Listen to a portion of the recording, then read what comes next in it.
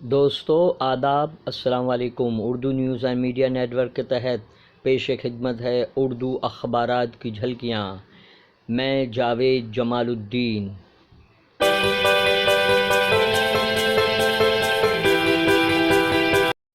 آج بروز منگل 2 نومبر 2021 صبح کے 9 بج چکے ہیں۔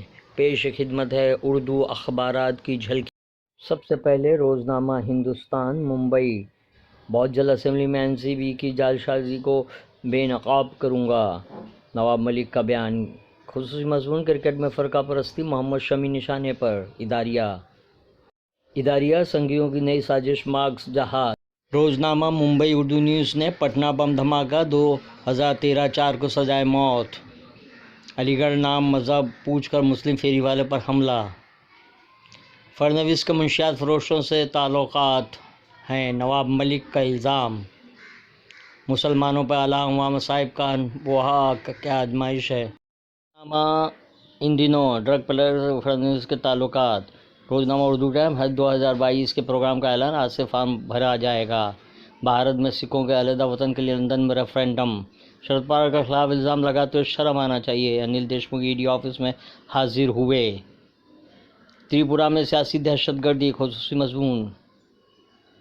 روزنامہ سچ کی آواز: اکھلیش کو جناح سے پیار، BJP کو ملا نیا ہتھیار، پرینکا نے جاری کیا خاتون منشور۔ ہم کھوکھلی دھمکیوں سے نہیں ڈرتے، نواب ملک۔ PDP صدر محبوب مفتی ایک بار پھر خانہ نظر بند۔ تریپورہ وشو ہندو پریشد بجرنگ دل نے کیا پرامن ماحول کو زہر آلود، نفرت کے پروردہ جرائم کی بڑھتی تعداد۔ خصوصی مضمون۔ روزنامہ صحافت کی شہ سرخی: حج کے متعلق 2013 پٹنہ سیریز بلاسٹ کیس میں 4 کو پھانسی۔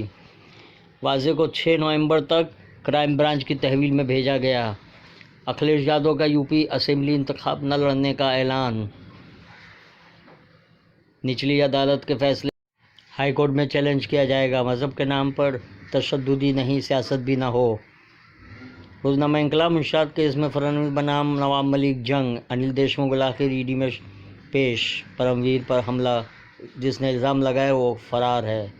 حج 2022 کا آغاز، اسدالدین اویسی کا مشن اتر پردیش، حسن کمال کا مضمون۔ یہ تھی اردو اخبارات کی جھلکیاں، پھر ملاقات ہوگی، اللہ حافظ۔ چینل کو سبسکرائب کیجیے، لائک کیجیے اور شیئر کیجیے۔